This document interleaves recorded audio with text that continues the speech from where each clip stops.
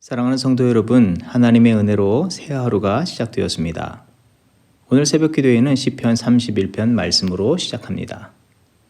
시편 31편 1절에서부터 5절 말씀입니다. 여호와여, 내가 주께 피하오니 나를 영원히 부끄럽게 하지 마시고 주의 공의로 나를 건지소서. 내게 귀를 기울여 속히 건지시고 내게 견고한 바위와 구원하는 산성이 되소서. 주는 나의 반석과 산성이시니 그러므로 주의 이름을 생각하셔서 나를 인도하시고 지도하소서.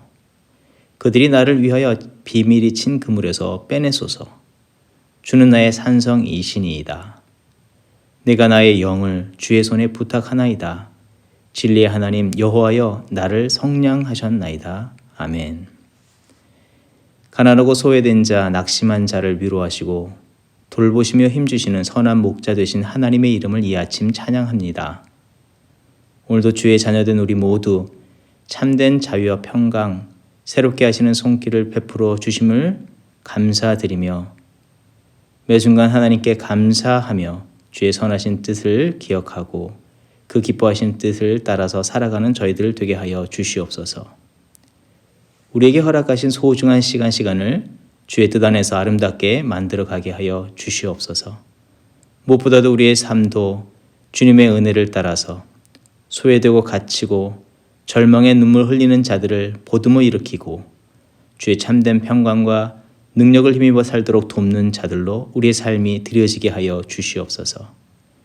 그리하여 우리의 삶을 통해서 주의 나라가 이루어지고 참된 하나님께 기쁨과 영광 돌리는 저희들 되게 하여 주시옵소서. 감사드리며 예수님의 이름으로 기도합니다. 아멘.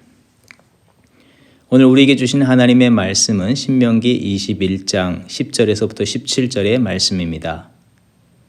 네가 나가서 적군과 싸울 때에 내 하나님 여호와께서 그들을 내 손에 넘기심으로 내가 그들을 사로잡은 후에 네가 만일 그 포로 중에 아리따운 여자를 보고 그에게 연연하여 아내를 삼고자 하거든 그를 내 집으로 데려갈 것이요 그는 그 머리를 밀고 손톱을 베고 또 포로의 의복을 벗고 내 집에 살며 그 부모를 위하여 한 달 동안 애곡한 후에 내가 그에게로 들어가서 그의 남편이 되고 그는 내 아내가 될 것이요 그 후에 내가 그를 기뻐하지 아니하거든 그의 마음대로 가게 하고 결코 돈을 받고 팔지 말지라. 내가 그를 욕보였은즉 종으로 여기지 말지니라. 어떤 사람이 두 아내를 두었는데 하나는 사랑을 받고 하나는 미움을 받다가 그 사랑을 받는 자와 미움을 받는 자가 둘 다 아들을 낳았다 하자.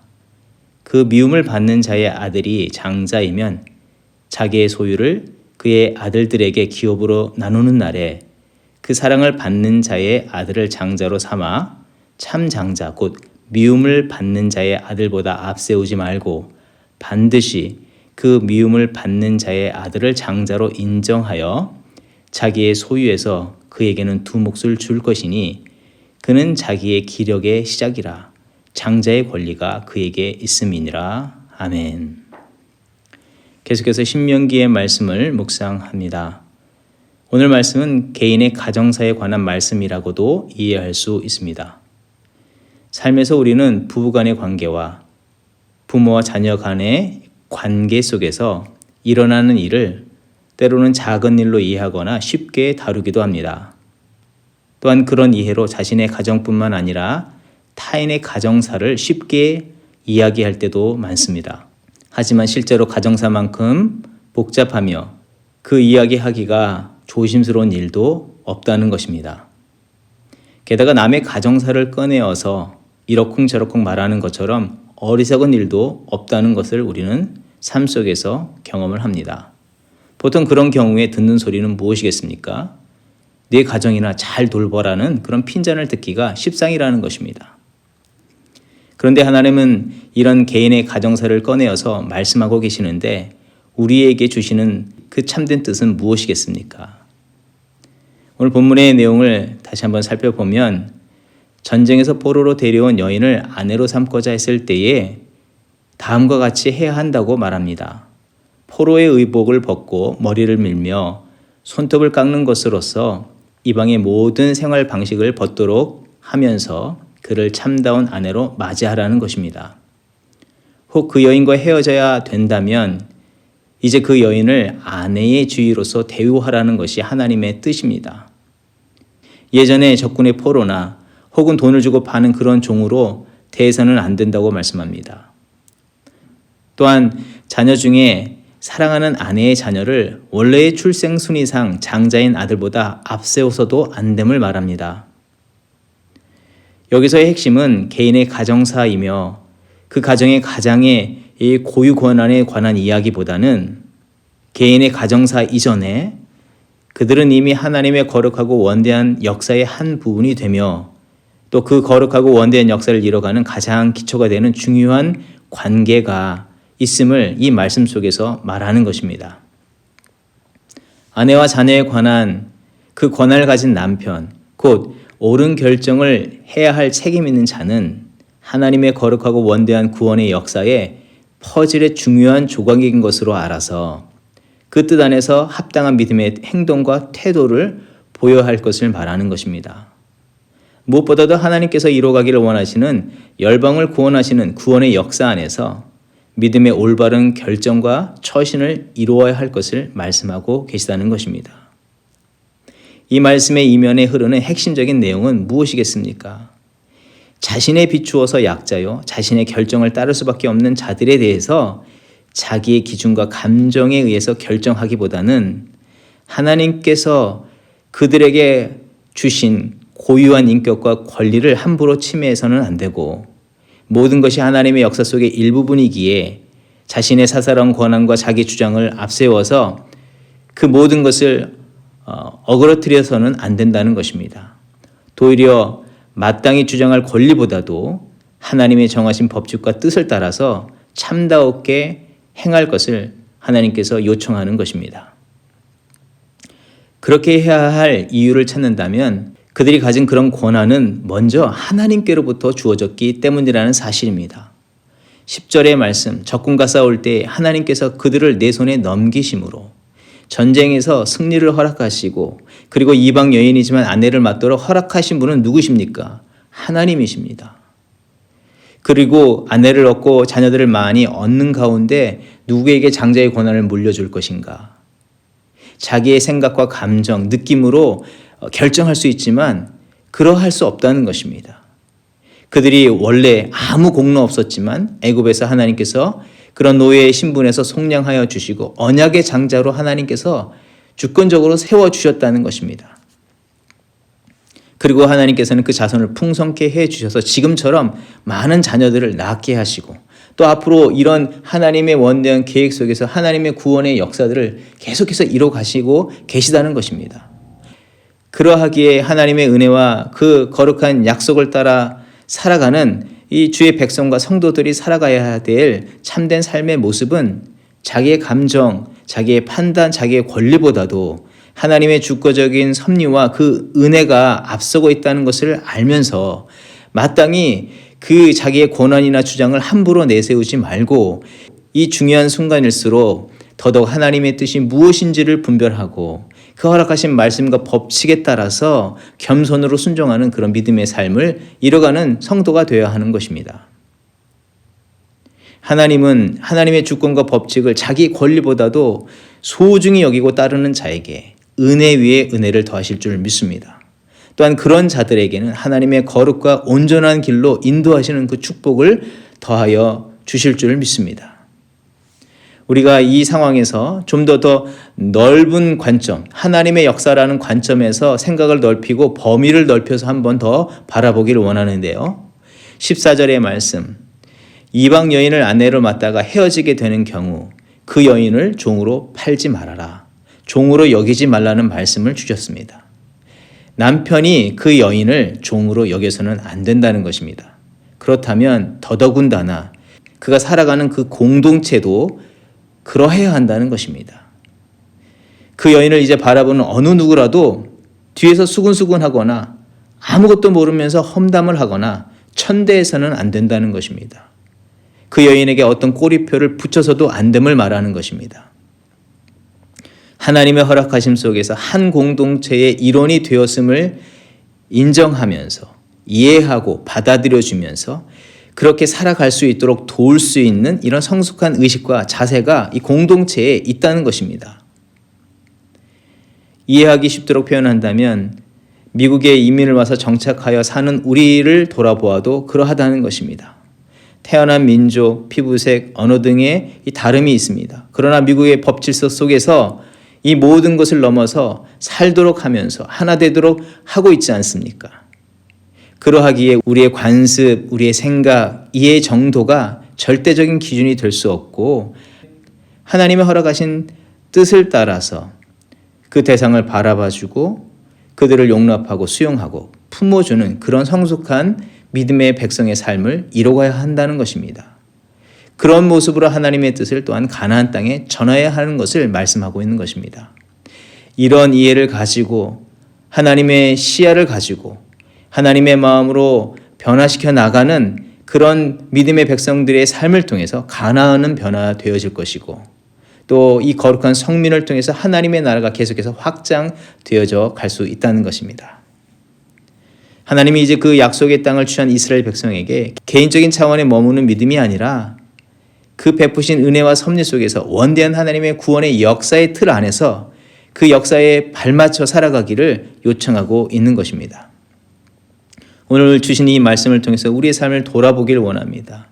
우리도 이 땅 가운데 살아가고 있습니다. 삶의 모든 자리에서 이 작은 영역에서부터 내 주장이나 내 권한을 내세우지 말고 하나님의 커다란 뜻과 섭리를 따라서 사는 저와 여러분이 되어야 될 줄 믿습니다. 그것을 통해서 주의 뜻이 이루어지고 주의 나라가 성취되어지는 믿음의 역사가 이루어지기를 소망합니다. 그런 믿음의 삶을 이루는 저와 여러분의 삶이 되기를 주의 이름으로 축원드립니다. 기도하겠습니다. 하나님 감사합니다. 내 삶의 작은 영역인 가정에서부터 하나님의 원대한 구원의 역사가 시작되고 있음을 알게 하시며 또 내 삶의 자리가 하나님의 구원의 역사의 중요한 한 부분인 것을 기억하며 그 자리가 하나님의 주권과 다스림이 나타나는 자리로 삼는 저희들이 되게 하여 주시옵소서. 우리의 믿음의 눈을 열어 주셔서 하나님께서 알게 하시고 보여주신 그 믿음의 모습을 따라서 살아가게 하시고 더욱더 주 앞에 구하옵기는 우리의 믿음의 눈을 뜨게 하여 주셔서 하나님이 원하시고 기뻐하시는 그 뜻을 이뤄가는 저희들이 되게 하여 주시옵소서. 그동안 지난날에 내 옹졸하고 편협한 생각과 태도들이 있었다면 변화되게 하여 주시옵시고 도리어 주의 역사만이 이루어지게 하여 주시옵소서. 감사드리며 우리를 구원하여 주신 예수님의 이름으로 기도하옵나이다. 아멘. 이 시간 함께 기도할 제목을 나누며 계속해서 기도의 자리로 나가길 원합니다. 오늘 기도할 제목은 제도화된 인종차별, 인종 갈등의 문제가 표출된 이 미국과 이 땅의 교회를 위해서 기도합니다. 미국의 회개의 영을 부어주시도록 위해서 기도하며 교회들 가운데 강력한 회개운동이 먼저 일어나게 하여 주시옵소서. 하나님의 주권과 하나님이 이루실 그 나라를 위해서 헌신하는 교회와 이 미국이 되게 하여 주시옵소서. 뿌리 깊게 박힌 인종차별의 문제, 사회제도의 문제가 변화되게 하여 주시고 각 세우신 교회와 성도들에게 치유하신 은혜를 베풀어 주시옵소서.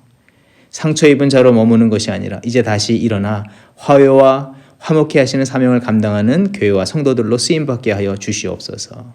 합심으로 기도하겠습니다.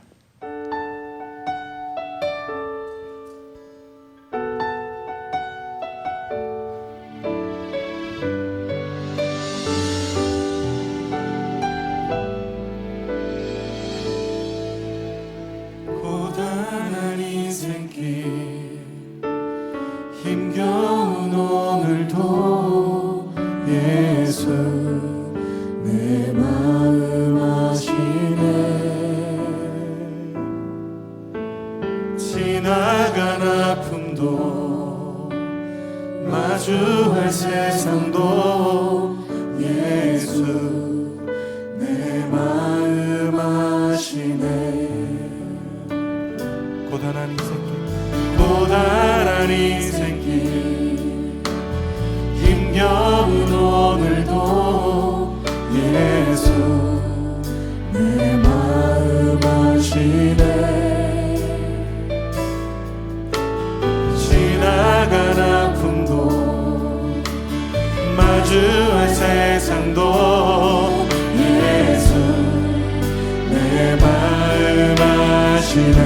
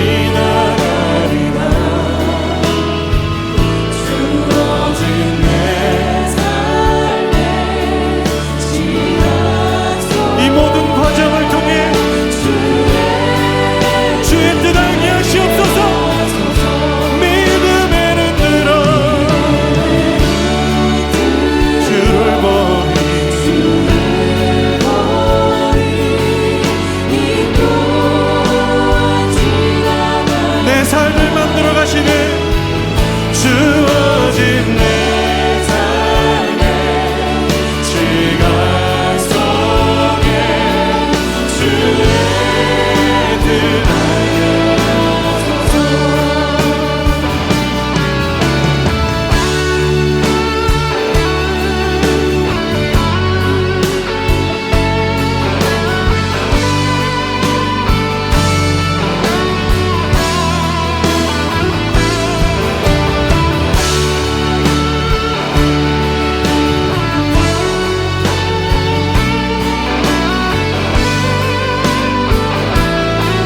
우리 목소리 높여 믿음의 눈 들어 믿음의 눈 들어 주를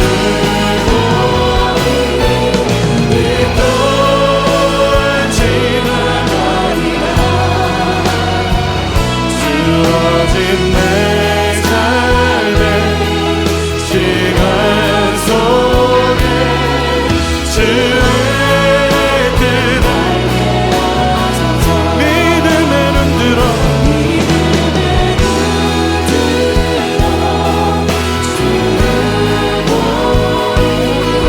이 또한 시간 속에